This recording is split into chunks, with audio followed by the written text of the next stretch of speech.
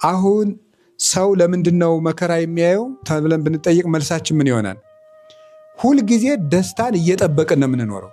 ከዛ የሚያስለቅሰን ነገር የመጣለት ስብርብር ብለን እንወድቃለን። የለቅሶ ሸለቆ ውስጥ እንዳለን እንረሳዋለን። ምን እንላለን?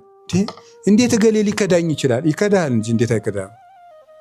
ሸለቆ ውስጥ ነው ያለው። ይጎላል። ፍቅርም ይጎላል እኮ። መዋደድ ራሱ ይጎላል።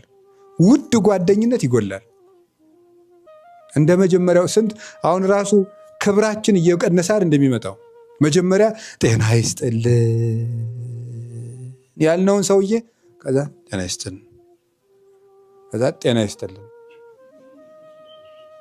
እየቀነስነው ነው የምንመጣው። ልናየው የቸኮልነውን ሰው 3 ቀን አብረነው ከቆየን በኋላ እየቀነስን እንደውም እግዚአብሔር ራሱ እንደው 5 ቀን አብሮን ቢቀመጥ የምንለምደው ነው የሚመስለኝ። እንደው እውነት ለመናገር ማለት ነው። እንደው አያደርገውም እሱም እንጂ ጭንቅላታችን ሳያስተካክል ወደ ቅድስና ሳይመራው እሱም ቢሆን ያ ትዕቢት እንደሚጎዳን ስለሚያውቅ አይገለጥልንም እንጂ ቅዱስ ሚካኤልን ቢሆን ብናገኘው ከሳምንት በኋላ ጓደኛ እንደምናደርገው ምንም ጥርጥር የለውም።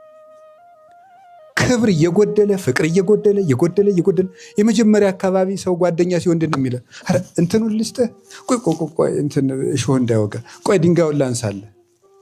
ከዛ በኋላ ፍቅሩ እየጎደለ ሸለቆ ውስጥ ነው ያለ ነው።